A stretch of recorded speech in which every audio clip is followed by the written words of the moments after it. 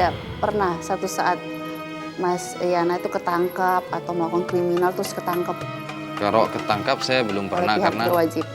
belum pernah kalau itu. Jadi saya di situ sebagai otak strategi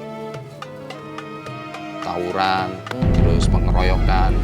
Jadi di situ saya sekarang ini sebagai otaknya untuk mengatur kalian di sini, kalian di sana. Jadi kepala geng ceritanya Iya. sekarang ini. Iya, Tadinya awalnya karena ngikut, akhirnya Ngikut. sekarang menjadi kepala geng. iya. Mohon maaf nih Pak Yana, ini kita juga dapat informasi ya bahwa Pak Yana juga katanya melakukan mucikari kan? Iya. Sampai sekarang masih? Masih sekarang masih. Nah. Halo sayang. Lagi main sama teman. Ya udah bentar lagi abang pulang ya sayang ya. Abang bawain makanan kesukaan kamu. Oke? Ya udah sayang ya. Bye bye. Ini kemana nih? Satunya? Lu ngapain? Bungkur gua jadinya. Gimana urusan? Udah beres, sudah anak gang 7 gua minta-mintain bos. Slow aja bos. Beres pokoknya. Lu bisa nggak ngurusnya? Slow aja bos. Slow. Lu gimana itu? Masalah lu? Serah deh, bos. Harus beres semua, gue nggak mau tahu. Sekarang gue harus pergi. Ada urusan lebih penting. Mana Ya. bos, cabut-cabut aja. Ada urusan yang lebih penting. Iya, iya. Terus gimana masalah uang? Abang bos, abangnya belum ada. Ini gue menang. Kalian pakai aja tuh uang gue. Mas Yana kan kalau di luar itu berarti pekerjaannya bisa kayak kasar gitu ya, Iya. keras, premanisme, suka mucikari juga. Tapi kalau di rumah begitu, Mas Yana bagaimana tuh? Apakah pernah kasar sama Main istri, tangan sama atau istri? sama anak gitu? Saya nggak pernah kasar sama sekali sama istri. Jadi istri tahu saya kerja di kantor. Oh, Terus saya nggak pernah dalam tutur kata bahasa pun saya nggak pernah kasar. nggak pernah kasar. Iya, Itu selalu baik-baik. selalu baik-baik. Jadi kampung pun juga nggak ada yang tahu saya kerja seperti itu. Nggak ada yang tahu. Nggak ada yang tahu sama sekali. Apa mungkin ini yang dinamain kayak punya kepribadian dua. Jadi dia bisa melakukan di luar dengan pribadi yang berbeda, dia masuk ke rumah juga dengan pribadi yang berbeda gitu Pak Ustadz ya. Saya terus terang agak mencari titik temu ini luar biasa ini Mas Yan. Artinya biasanya orang itu kalau hidup dalam lingkungan itu biasanya dia akan terbawa itu dalam dulu. Ya. Perlakuannya kasar pada istri, pada anaknya, bahkan anaknya dalam tanda itu tertekan dengan karena sikap agak. Tapi ini luar biasa Mas Yan. Ya. Jadi kalau ini Bisa misalkan menutupi. dipoles dengan jalan kebaikan, ini udah hebat ini, luar biasa ini dalam kata di sini kan. Lah, tapi ada satu hal, Nabi itu mengingatkan begini. Kata Nabi SAW mengatakan begini. Albirru ma'itma'anna ilahil qalbu wa ma'anna ilahin nafsu. Kebaikan itu adalah kalau Anda melaksanakan akan melahirkan ketentraman dalam jiwa dan menenangkan dalam hatimu. Wal ismu ma haka fi nafsika wa taraddada fi sadrika. Sedangkan perbuatan dosa itu adalah sesuatu yang dapat menimbulkan ketidaktentraman, ketidaktenangan dalam hatimu dan menimbulkan gejolak di dalam dadamu. Mas Yana mungkin saja di depan, mohon maaf, di depan keluarga, depan apa merasakan. Tapi saya yakin jiwanya Mas Yana tidak tenang. Betul Mas Yana kan? Nggak Iya. tenang, pasti nggak tenang. Dapat duit mungkin dapat, tapi nggak tenang. Nggak tenang apa? Ya, masa saya begini terus ya Allah, saya sebenarnya kembali, tapi bagaimana caranya? Pasti akan agak buntakan situ, buntakan dalam diri. Mbak Angel tadi menyatakan ini ada perbedaan. Itu namanya kalau dalam istilah teori itu split personality. Personalitas yang ganda. Di luar biasa, tapi di dalam atau sebaliknya, di dalam baik sekali tapi di luar. Nah, itu dia ada namanya split personality, kepribadian yang pecah. Nah, Iya. tapi mari kita kembali pada tuntunan agama. Kata Nabi, tinggalkanlah yang meragukanmu. Pada zaman Nabi kan ada salah seorang sahabat datang pada Nabi. Ya Rasulullah, aku ingin masuk Islam, tapi aku tidak ingin kebiasaanku ditinggalkan. Mohon maaf, orang ini biasa main perempuan, biasa main judi, biasa mabuk-mabukan. Dia tidak ingin. Nabi tidak mengajarkan, sholat kamu, haji kamu tidak. Apa yang saya lakukan? Nabi hanya mengatakan, anta shabdaqo, hendaklah engkau berlaku jujur. Cuman itu yang Nabi, iya. Kata dia, enteng ini kayaknya, cuman berlaku jujur.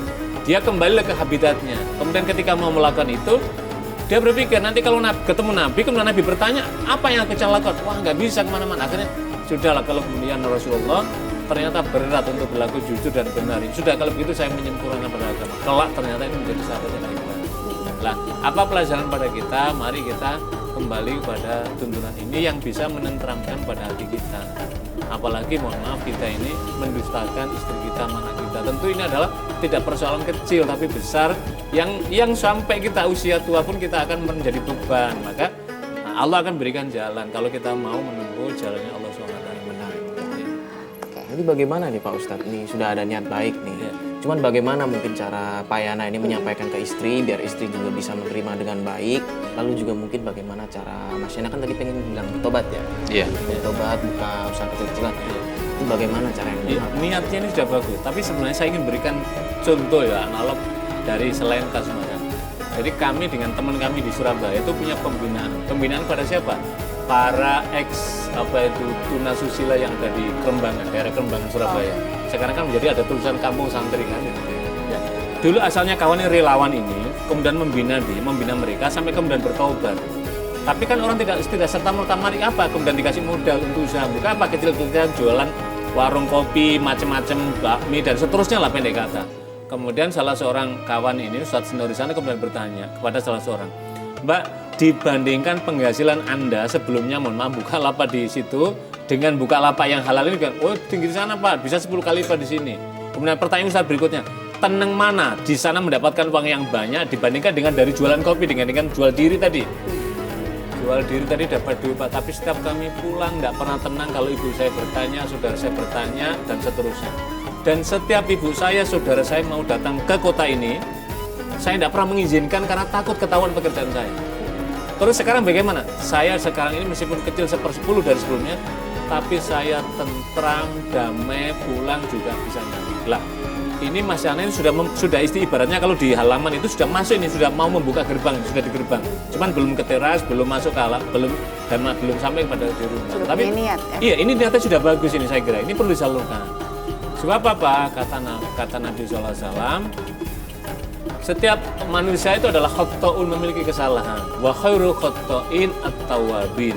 Dan setiap at-tawwabun dan setiap keburukan atau punya salah, orang yang terbaik itu adalah orang yang mau bertobat.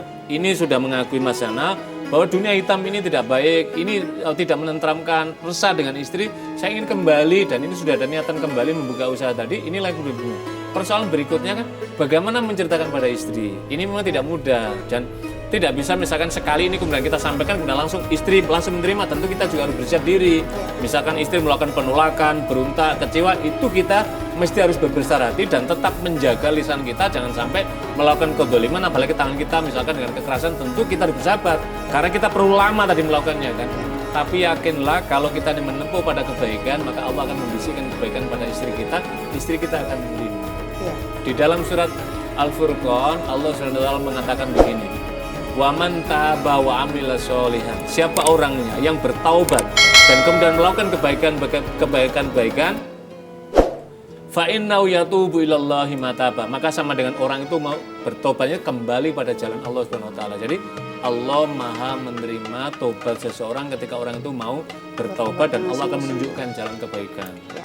Ustadz, ini berarti kan Pak Yana ini kan benar-benar mau bertobat gitu. Ya. Tapi Pak Yana ini pernah melakukan juga mucikari. Itu tobatnya bagaimana? Iya, jadi begini.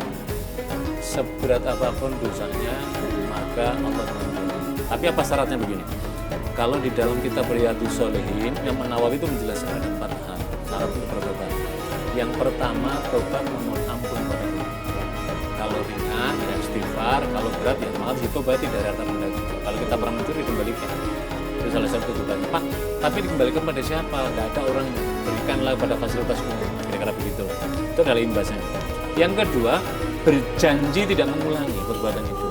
Ini adalah janji kita kepada Allah tidak mengulangi. Yang ketiga adalah mengisi hari-hari kebaikan kita. Yang berikutnya adalah mendekatkan diri kita kepada Allah Subhanahu wa taala.